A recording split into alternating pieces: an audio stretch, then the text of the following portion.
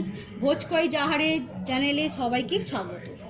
আজ আমি বিরিয়ানির মশলা কীভাবে তৈরি করতে হয়, কি কি উপকরণ লাগে সেগুলো দেখাবো। চলুন দেখে নিই প্রথমে কি লাগছে।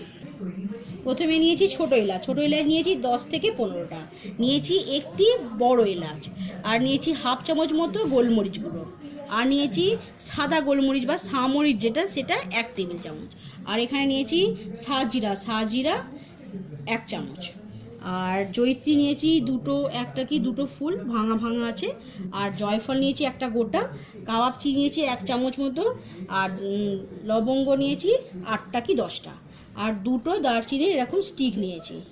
এইগুলো দিয়েই এগুলো একটু গরম করে নিয়ে গুঁড়িয়ে নিলেই বিরিয়ানির মশলা তৈরি হয়ে যাবে।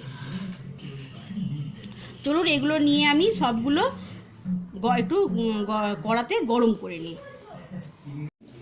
সমস্ত মশলা দিয়ে দিলাম, এবার একটু গরম করবো। আমি জয়ফলের খোলাটা ছাড়িয়ে জয়ফলটা শুন দিচ্ছি।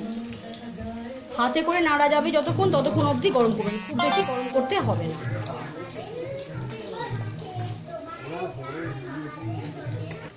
এই যে গরম হয়ে গেছে, আমি হাতে করে নাড়তে একটু অসুবিধা হচ্ছে, গরম হয়ে গেছে, ধোঁয়া বেরোচ্ছে।